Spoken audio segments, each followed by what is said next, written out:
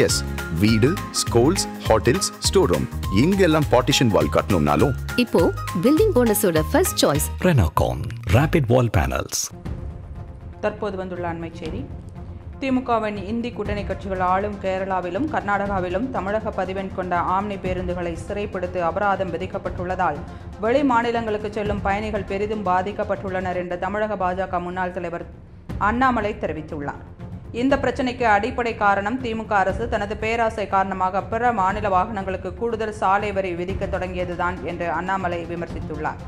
பாதிப்புக்கு உள்ளான பிற மாநில ஆம்னி பேருந்துகளின் உரிமையாளர்கள் அந்தந்த மாநில அரசுகளை வலியுறுத்தி இப்போது பிற மாநிலங்களில் தமிழக வாகனங்களுக்கு அபராதம் விதிக்கப்படுகிறது என்று அண்ணாமலை விமர்சித்துள்ளார்.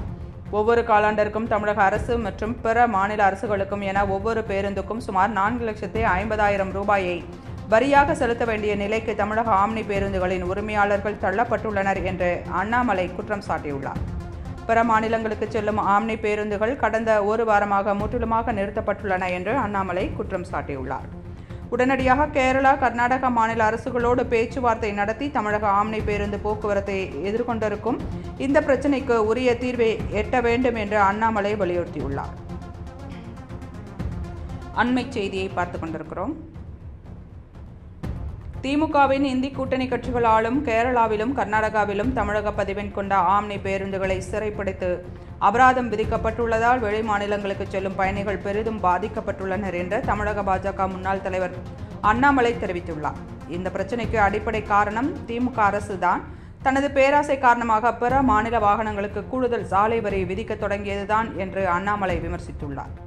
பாதிப்புக்கு உள்ளான பிற மாநில ஆம்னி பேருந்துகளின் உரிமையாளர்கள் அந்தந்த மாநில அரசுகளை வலியுறுத்தி இப்போது பிற மாநிலங்களிலும் தமிழக வாகனங்களுக்கு அபராதம் விதிக்கப்படுகிறது என்று அண்ணாமலை விமர்சித்துள்ளார்.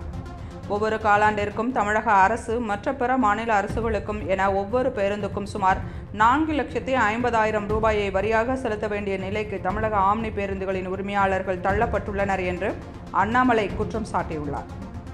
பிற மாநிலங்களுக்கு செல்லும் ஆம்னி பேருந்துகள் கடந்த ஒரு வாரமாக முற்றிலுமாக நிறுத்தப்பட்டுள்ளன என்று அண்ணாமலை குற்றம் சாட்டினார். உடனடியாக கேரளா, கர்நாடகா மாநில அரசுகளோடு பேச்சுவார்த்தை நடத்தி தமிழக ஆம்னி பேருந்து போக்குவரத்தை எதிர்கொண்டிருக்கும் இந்த பிரச்சினைக்கு உரிய தீர்வை எட்ட வேண்டும் என்று அண்ணாமலை வலியுறுத்தியுள்ளார்.